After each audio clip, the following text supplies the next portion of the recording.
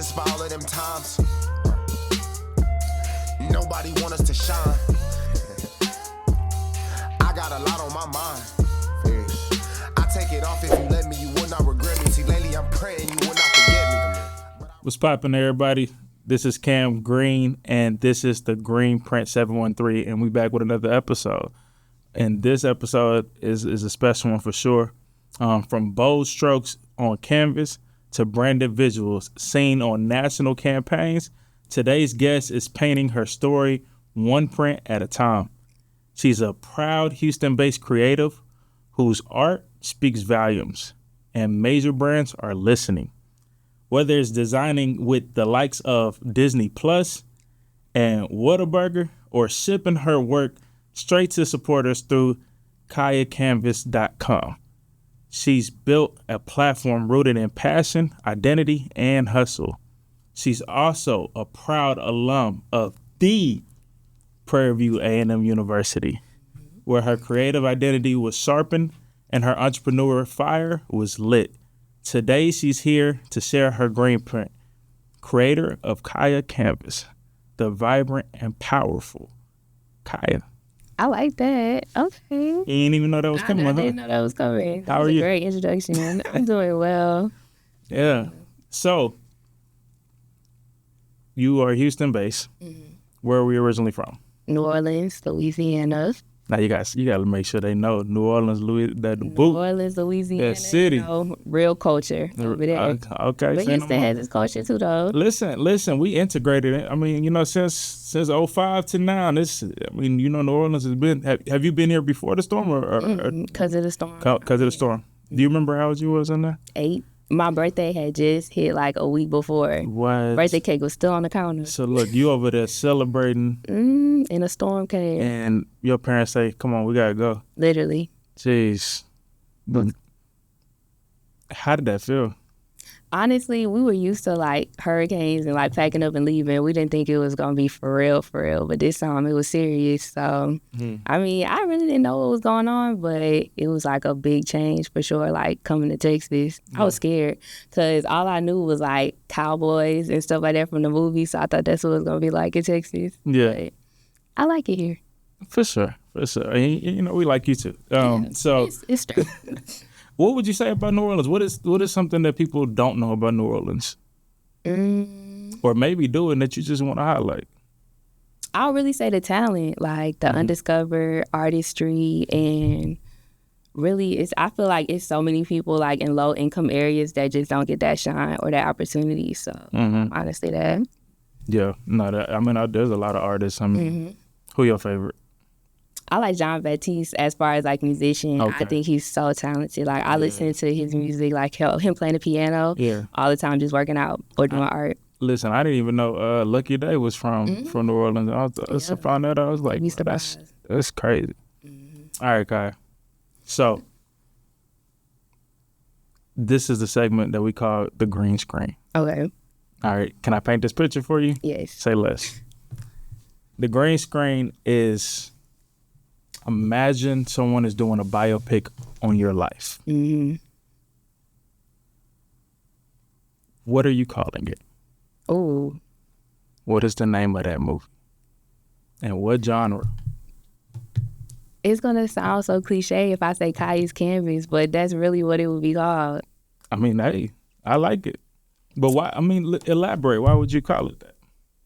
Because I truly feel like the world is my canvas, and I'm painting my picture, I'm making my mark. So I would want a movie about me to be called Khia's Canvas. Like, I'm really making it happen for myself. So I want that to be shown. That's beautiful. And what genre would you put it at? I had somebody say a comedy. That threw me for a little bit. I thought it was dope. I feel like my life's a comedy, but I think I would want it to be like a satire type of comedy. Like, satire, okay. Or a suspense. I don't know. Because I feel like life is suspenseful.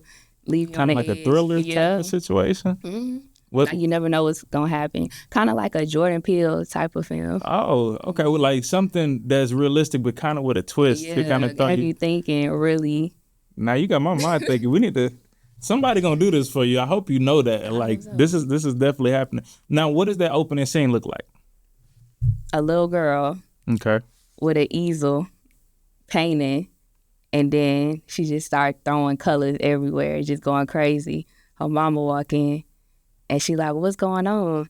And she just like, "I'm making my mark." What? I don't even know, something like that. I like that. That almost remind me of like Princess and the Frog since we talking New Orleans. That's my favorite movie. Come on now. Favorite animated movie for Yeah. sure. Yes. Like she started from the little girl, then you saw Tiana progress into Yes. this young lady who owned it a bit. Yeah. So what song is playing in that beginning? Oh, you got to hit them with that. This is serious. Check the Rhyme by A Tribe Called Quest. Oh. Yeah. I don't think I wasn't expecting that one. Why that? I just feel like it's me. It fits me, and it's just real. It's like vibrant, but like you said, you wouldn't expect it. It's like, okay, where we about to go with this? Like, it's a little girl. She over here throwing paint, and you got A Tribe Called Quest in the background. Wait, first and foremost, who put you on the Tribe Called Quest? Myself and my dad. Okay, You know? your dad's a music. Okay, Yeah, me and my dad. That's like where we get our bond from is music for sure. Like we go back and forth about music all the time. Is it predominantly hip hop, R&B? What is Hip hop, R&B. Honestly, he's real diverse. So it's anything. Like he likes rock too. He like Phil Collins, Bon Jovi. it? I'm in the air tonight. Yeah, no, for real. But where's your parents originally from? New Orleans. So okay, so they're both born and raised in New Orleans. Born and raised in New Orleans. Okay, so before the storm, where did y'all live? We lived in New Orleans East. Okay. That ward. Yeah. Ninth Ward. Okay, say no more. Yes. All right. What were your early influences on your art and just confidence? Early influences. I would honestly just have to say Black people.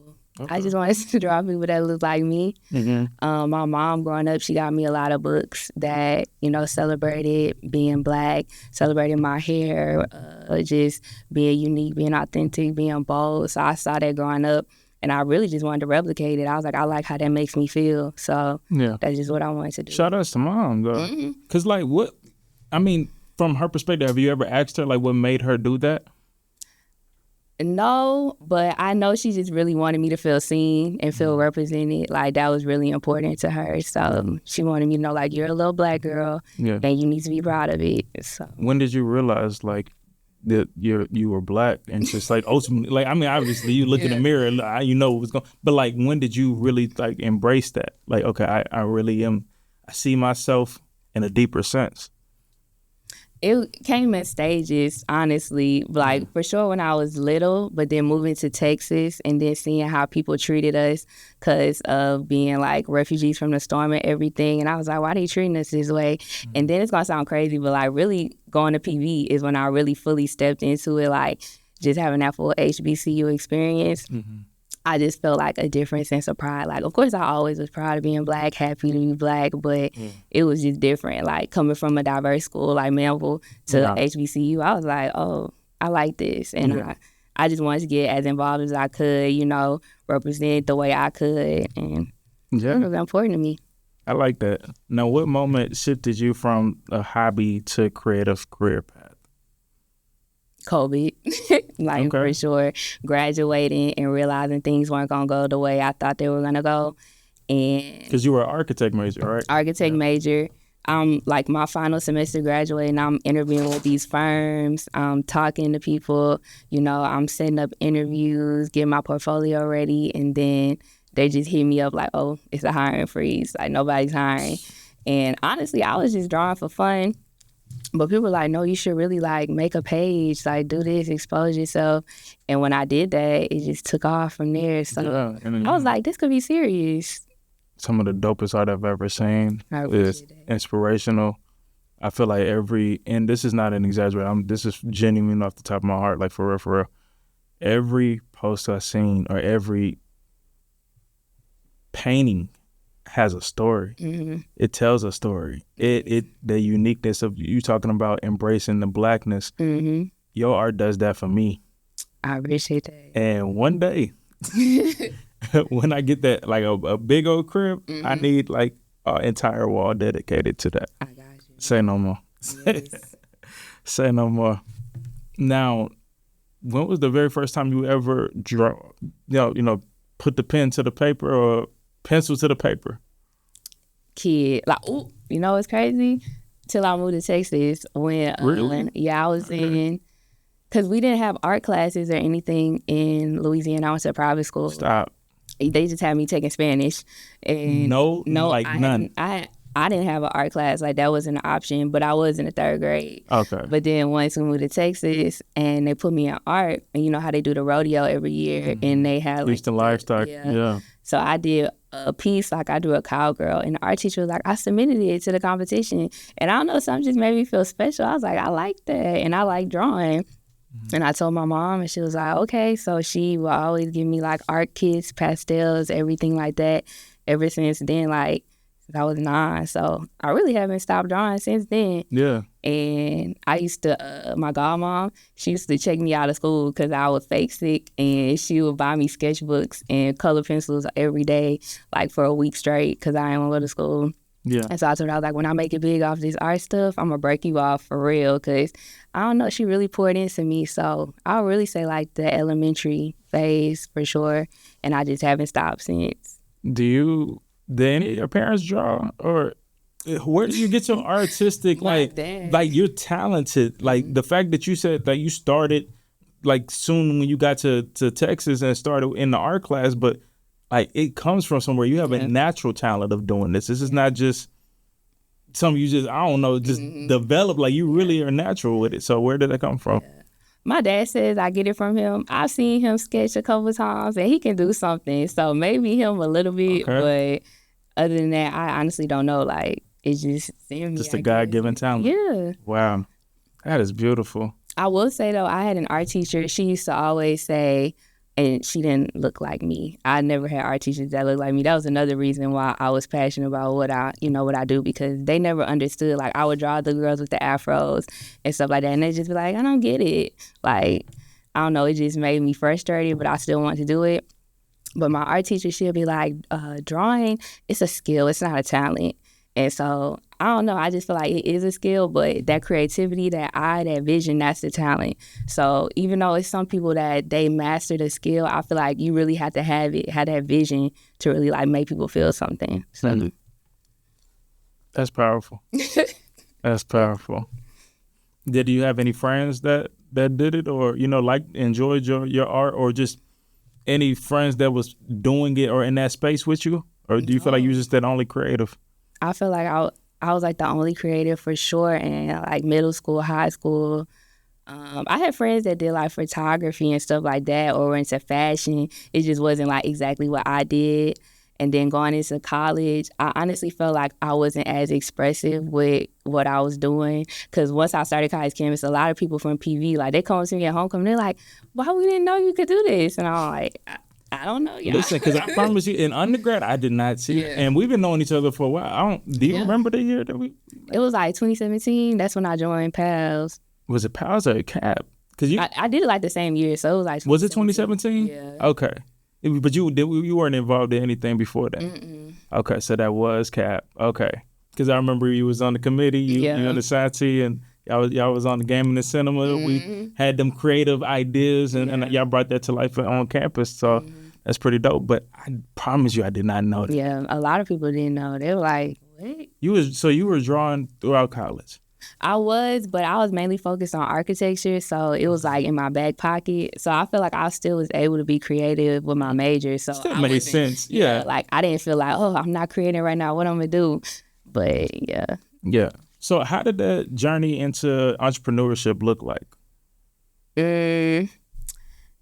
Honestly, it wasn't rocky. I'm really like a level-headed person, so I'm okay with anything thrown my way, and I can maneuver and come up with things quickly. So it wasn't really hard for me, but somebody might be like, "Dang, that's a little challenging."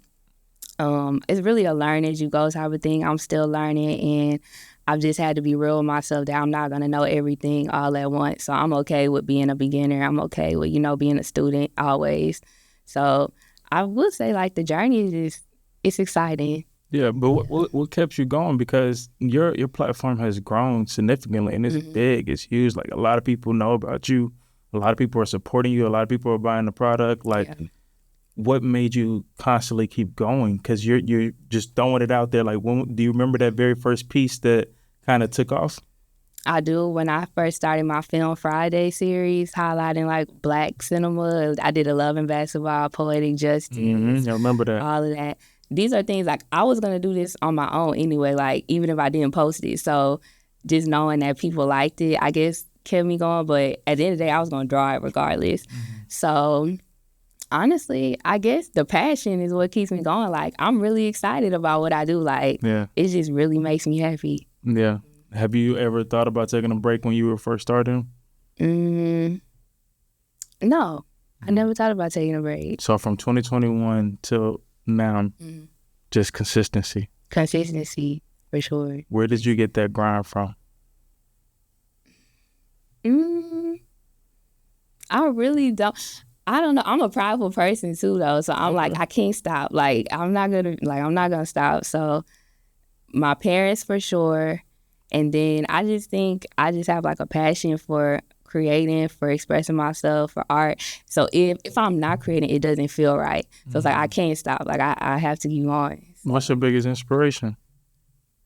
Probably my younger self for sure. And also other young Black kids. I feel like they need to see and need to know that it's way more that you can do with your skills and your talents. Like, it's not just about the art, but it's about, like, transforming, you know, your ideas into something bigger. One of my mentors, he's a PV alum, Mike.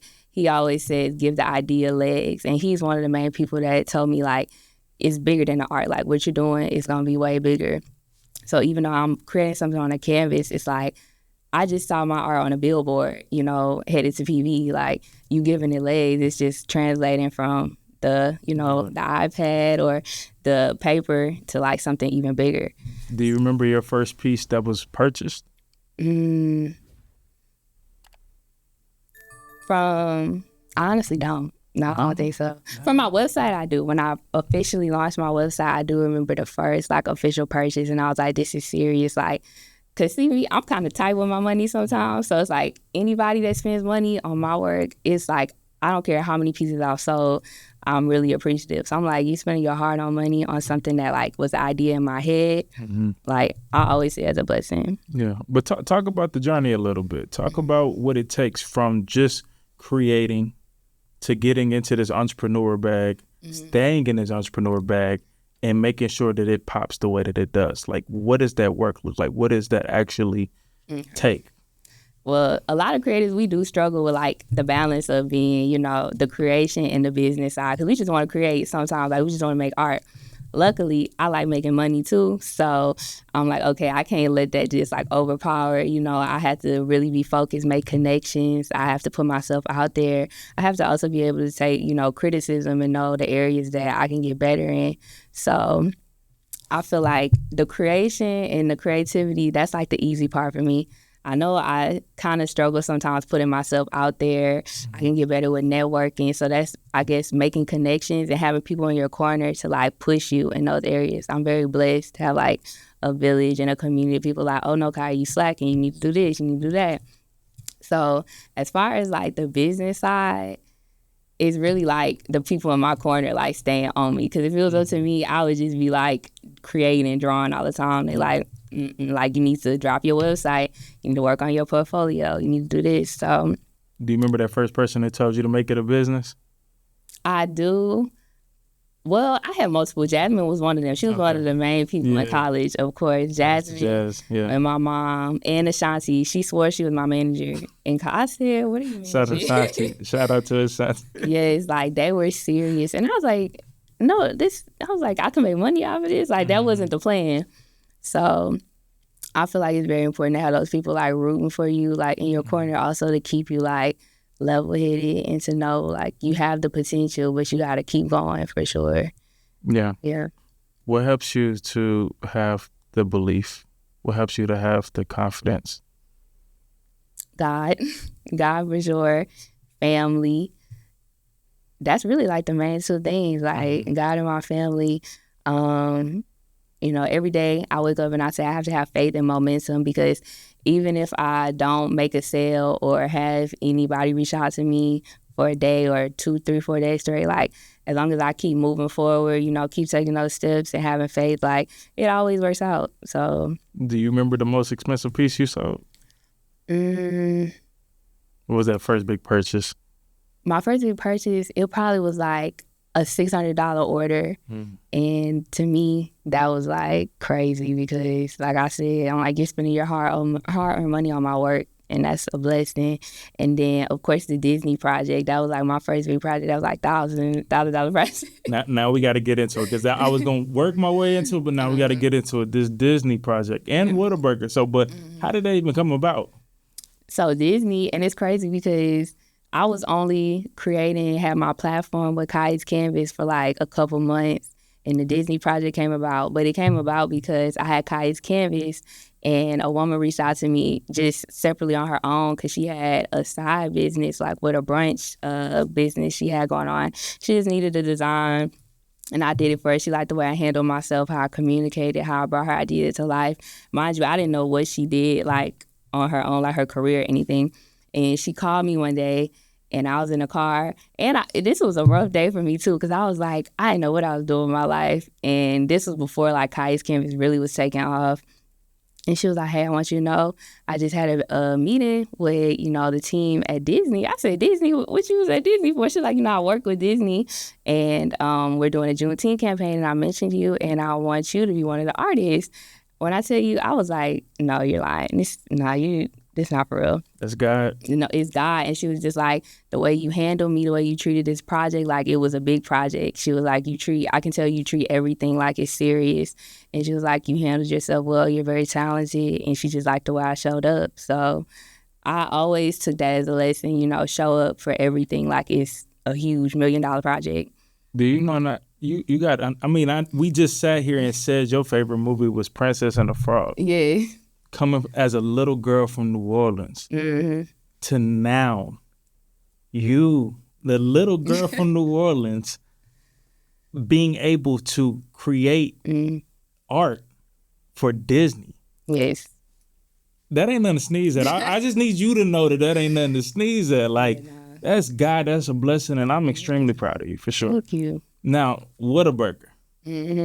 Now, that's a Texas thing. You know, everybody that's from Texas, they got to get their Whataburger. Yeah. Do you eat Whataburger? What's your favorite meal? I like a strawberry shake. That ain't the meal. That is not a meal. I eat a strawberry shake, and I get chicken tenders. God, that is not. You went to Whataburger and ordered them chicken tenders? I sure did. Lord have mercy. You got to get the patty melt.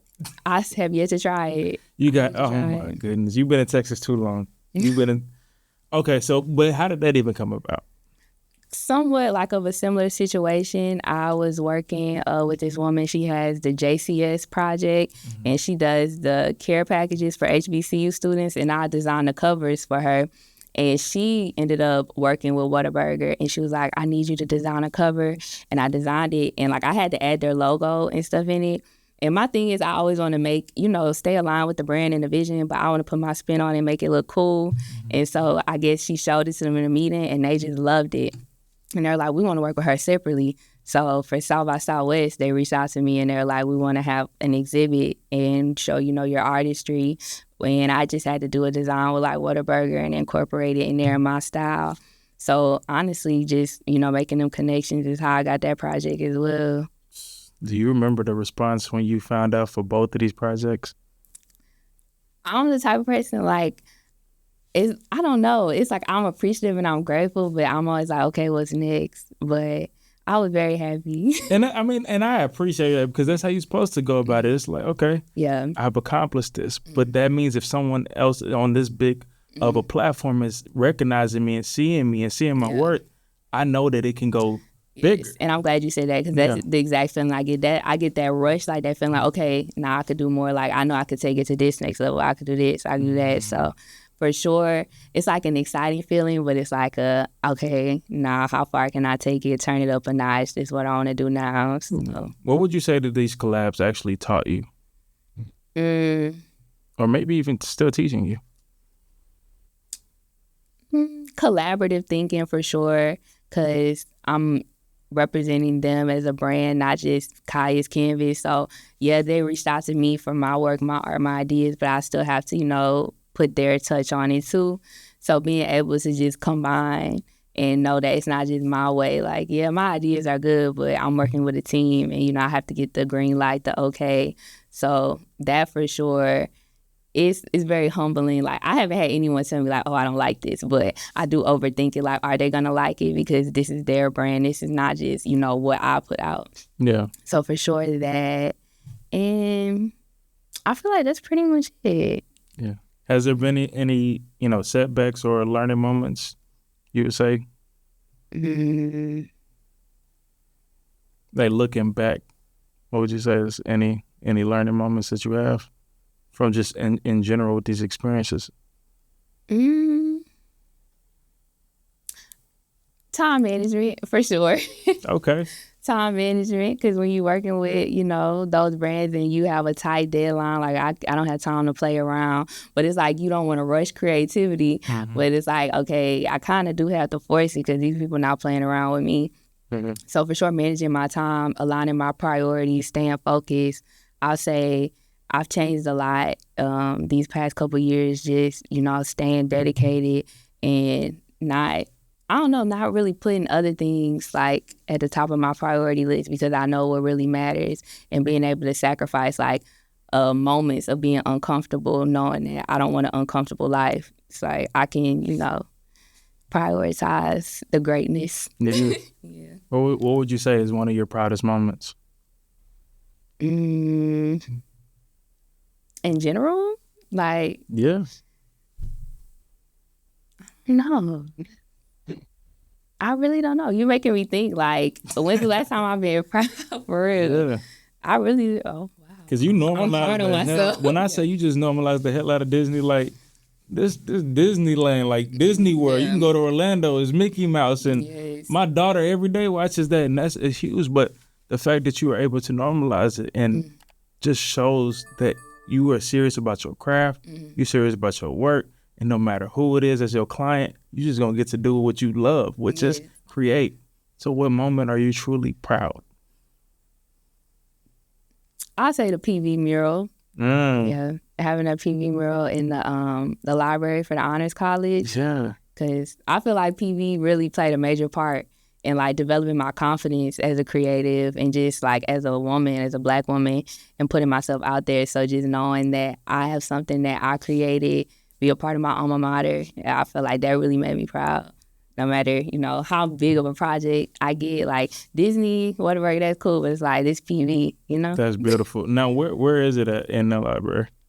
Was it the third, fourth floor? Like, I ain't been back to Club Coleman in a minute. yeah, I went back to go look at it, and I was like, this is nice. And then I need to go check it out. Okay.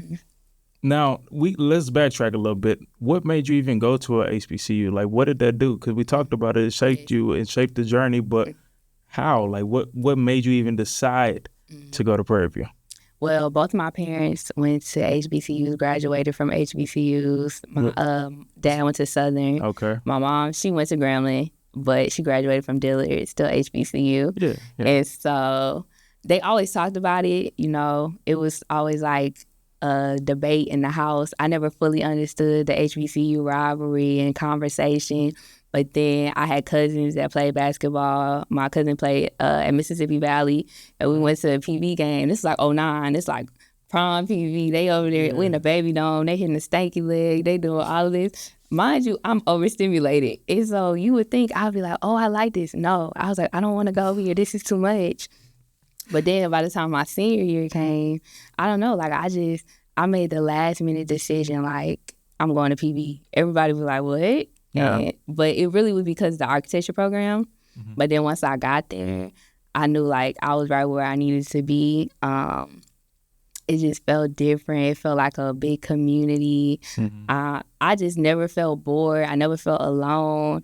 I felt okay making new friends. Like even when I met you, like y'all were so welcoming and pals. Like everything, every moment at PV, it literally just felt like comfortable, you know, but still can push me out of my comfort zone at the same time. It was crazy. So would you consider yourself a natural like naturally shy or even introverted? I would consider myself introverted, but I talk a lot once I know you. Okay. Like I'm a yapper when I want to be, for sure. Yes. I think I don't know, like I just assess the situation. I'm very observant, but yeah. So when you're in this creative mode, what songs are being played? Like, what's that playlist look like? It could be a lot of old school music, or sometimes it'll just be like jazz instrumentals, or yeah, sometimes I like to play gospel, soul music. Like it's literally my playlist is all over the place, and it just depends on the mood, on the vibe. But most of the time, it's like old school. I like Stevie Wonder a lot. I love Stevie Wonder. So. I mean, I love it too. Listen, my daughter, she like that Happy Birthday, Busty. Yeah. I don't know why she listened to that 1,000 times, but she do. Yes. She be, Daddy, I want to dance. And then she play. She has great taste. That's great taste right there. Oh, Lord. Now, what's next for the storyline? What's unfolding now? Are we working on the Khia book? What we doing? What's next? Is another pop-up coming, or is we able to buy it in person? Like, what we doing? Right now, I am trying to elevate the website and offer more products, but I also want to expand just like my skill set. That's why I'm working on a portfolio. So I don't know. I just want to take it higher, work with more brands and create experiences with the art, like more activations and installations, and like how my art transforms spaces, So it's a thing called experiential design, and they do like pop-ups and stuff like that. So I want to work with like Nike and So what's that term collab? Yeah. Nike for sure, like Sephora, beauty brands, and just really bring my ideas to life. And I want to combine the architecture and the art, because people think I just neglected the architecture side, but that's always in me too. So I want to really build. I could draw you, something, and I might, just show you a blueprint or something. Exactly. Like I want to design these pop-up spaces and, have the art there, but also like build too, like create a whole just like world. So, yeah. I like that. I'm excited. I'm excited. I'm excited. If you had one final scene in this movie, in the final credits, what would it be? I don't know. It's gonna sound real like emotional or deep, but honestly, my grandpa, he's like suffering from Alzheimer's and dementia. And he doesn't really like remember a lot, but he played like a real big impact in just me growing up, me just having like that drive. Like that's the most like ambitious, go-getter, hustle person I know. Like he's lived so many lives, and I truly wish like he could fully comprehend like the things I've done. And so honestly, he's in a wheelchair too. I wheel him out. He see like my art on the billboard, and he just like nodding his head. That's beautiful. That's beautiful. Now, I do got to say this. I know we were trying to wrap it up real quick, but I do have to say this. I love the fact that you did the dedication for Jazz and her mom. Yes. That was beautiful. That was touching. And also with your dad. Yes. Seeing that, like, I'm a girl dad, so shout out to all the girl dads out there, y'all. What does your dad mean to you? It means a lot. It means a lot to me. We are more similar than me and my mom. That's why me and him butt heads. But he means a lot. He played a major part in just like my quick thinking, my innovative skills, the way I carry myself, my confidence, my music taste.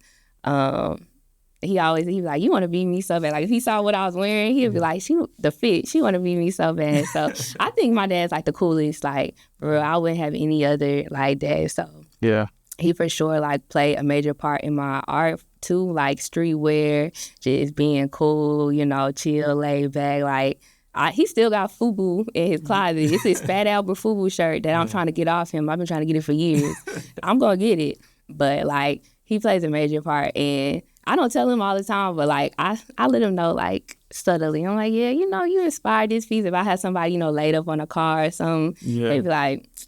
You because I seen the real picture. I seen him in both the cars. Yeah, that's dope. That's dope. You did that good to me. I'm like, yeah. So he for sure is like one of the coolest people. Like I know. And I know your parents are proud of you.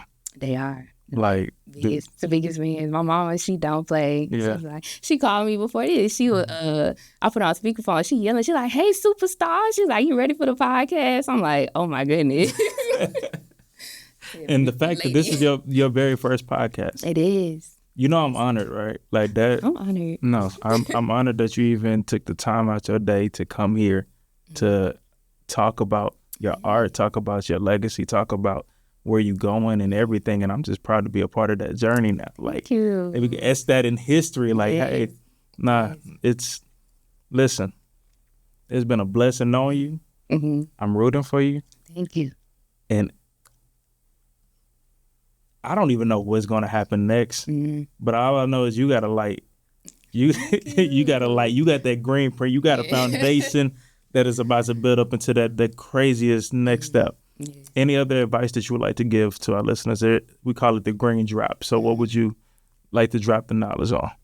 For maybe even aspiring creators or just in general, what's some of the good best advice you received? Really, like I said before, prioritizing, if you see the potential in yourself and you know where you want to take it, you really have to like have that tunnel vision and just really prioritize and set aside time. Some things may be seen as a sacrifice, but honestly, it shouldn't be a sacrifice if it's really for the life you want and if you want, to accomplish certain things. Having that faith, believing in yourself, staying rooted in yourself, knowing yourself, because there's going to be a lot of people trying to tell you, who you are or what you should be doing. But if you really know, like, who you are, then you shouldn't be worried about all of that. And then also take advantage of your resources and social media. It's a lot of older people now. I'm sure they're probably like, "You making money for real off this art?" But it's like I reach so many people just off my phone. And so I know the younger generation, they really should tap into that. Like, just you on TikTok, you on Instagram, you might as well use it to like for good, for a beneficial reason. Yeah. So really just using your resources. I hope you know that I'm gonna show my daughter this episode in particular every single time, because your parents did a phenomenal job. They really did. Yeah. I tell them all the time. Yeah, and if I ever see them, I'm gonna let them know, hey, Khia, that girl, you feel me? Great. All right, now this last segment, it's called Perfect Day in the H. Mm-hmm. You're a Houstonian now. You are a Houstonian now, right? You've been here for over all your life at this point. Allegedly. No, you spent 8 years in New Orleans. Yeah, no, literally. And then 9 till 27 here. Yes. So you're a Houstonian at this point. Yeah, I just know. I mean, it's you still got the roots. It's okay, Yes. but it's you live here. So, I mean, who's your favorite art? Have you listened to any Houston music? Has anybody put you on to the culture of Houston? I know you done grew up in Pearland, but did you get put onto the culture of Houston? I listen to Houston music. You know what I'm saying? From the swingers to all of that. Who your favorite Houston artist? Beyonce. Like, why the hell did I even ask that? Duh. Megan. Meg. You know, she started at PV. Crazy enough, she was there when I was there, when I first got there, and then she left. Yeah. Did the rapping thing, TSU. We ain't gonna talk about that. We're just gonna let them stay where they at. Shout out to TSU though. That's crazy. So Meg. Yeah. Beyonce. Favorite Beyonce song? Oh, that's hard. Like, it's so many. No, you gotta choose one. Pressure is on. The pressure is on. If you had to choose one song to create to. I'm trying to think. I like Bigger. Okay. It's off that album, The Gift. A lot of people don't pay attention to that one. It's one of the deep cuts. Yeah. You gotta know to know. Yeah. Shout out to the Beehive. I don't want no issues with them for sure. Favorite Meg song? Oh. See, I used to like all her freestyles and everything. Like, I was listening to her early on. Now, I'd say Tina Montana. Okay. Yeah. And what is one song to get you there? Just one song, not even just Beyonce or Meg, just a song that like that motivation, that one song that you like, I gotta cut that on. That's gonna get me locked in. Yes, by Stevie Wonder. What? Yes. Okay. That's my favorite. That's like, it's gonna always put me in a great mood. It's gonna always make me grateful and appreciative for life. It's gonna make me want to create. Cause I'm like, how was he feeling when he made this? So I don't know. It just does something to me. That's dope. Now, I know we ventured off from the perfect day in the H, but so now I have to let you know. 24 hours in Houston. Maybe somebody is with you that never been here. What we doing? What's your perfect day? What is your idea of a perfect day in the H? That's so hard because I'm like a homebody. No, but you got it. Perfect day. Start off. Go to brunch. Where we going to brunch at? Recently, what's the name of that place I just went to? I'm trying to think. Cause I like brunch. Like I'm not like a nighttime person. So yeah, everything we do, got to be when the sun out. Say less. So brunch for sure. Good mimosas. I'm trying to think though. Where would I want to go to brunch? I don't know. I mean, there's so many places. Exactly, and they don't be lasting that long. Well, don't do that. Don't do that. Well, you know who lasts the longest? I think is Breakfast Club. Oh yeah, I've never had Breakfast Club, so I would go to Breakfast Club to try it. Breakfast Club, Phil and Derek, they used to be popular. Yeah. Okay, so that's one. So we're doing brunch. Going to brunch. Okay. Go to the tattoo shop. Okay, so now this is just like a perfect day with my people. Like talk. That's exactly how we want to do it. This is what we do too, though. Like we go to brunch, and this is like my mom, my cousins. You know, we get mimosas. We like, oh, we just love life. I love y'all. Let's just go get tattoos. You know, just getting tatted, just random. Like, I just be getting random small little tattoos. Go to the tattoo shop. We debating on like what little tattoo we want to get. You know, we get the tattoos. You get them little Drake tattoos. Yes. I call them Drake tattoos. You know, Drake be having them little bitty just all over. He don't never. I don't think he got a big piece on his. That's literally me. Yeah. And I still tell you I'm tatted up with these little stickers on me. Yeah. Okay. So go to the tattoo shop. Then after that, I'm not gonna lie, I'm probably gonna have to go take a nap. And then after that, I don't know. Like I don't know. Like hang out. You gonna take a nap? You just gonna put them to bed too? Yes. Lord, everybody. I'm like a daytime type of person. Nothing at night. Nothing at night. Okay, well, let's just put favorite dinner spot. Oh, okay. I like dinner. Come on. I like dinner. Yeah. I like Ocean Air. Okay. Where else? I recently just had Joey Uptown for the first time. Joey Uptown in Galleria? Yeah. Okay. Yeah, so something like that. You know Houston popping right now. You know exactly why I stay inside. Listen, everybody and their mama, since COVID, everybody and their mama has been coming out here for bachelor trips, vacations. I'm like, stay in the house. Houston been this way my whole life. But yeah, that's like I'm overstimulated. I tell people like when we were at PV, I was up and down 290. I was in Houston. Yeah. Now I'm just like negative. You remember the spots you used to go to? Grooves for sure. Oh, Grooves Prospect. Definitely. They was serious. And down Prospect. Shout outs to both of them. They still running too. Exactly. Still running too. They just don't see me though. But yeah. I might hit up Grooves song. You know? Okay. That'll be a thing. Yeah. So we ending the day. You gonna go to dinner and then end the day at Grooves and then go home. Stick with what you know. Stick with what you know. Perfect day in the H. That's a perfect day to me. Hey, say no more. Anything else you would like to share with the people? No, I think I share everything. Yeah. Yes. Okay. Say no more. Hey, Khia, I said it, but I'm going to say it again. I genuinely appreciate you for coming on this show. I'm going to show my daughter this, and I'm going to let her watch, just keep watching, see how she maneuvers. And I'm going to be proud and be like, I know her. But it's been a blessing. And hey, till next time. Thank you. All right. And listen, whenever you get to that next one, you got to come back and tell people about it. Oh yes, for sure. Yeah, for sure. And I can't wait till that book come out because we just putting that in the air. Definitely. You know, power and life or death is in the tongue. I agree. And like that, this has been Green Print 713. Till next time, peace. This is for all of them times. Nobody want us to shine. I got a lot on my mind.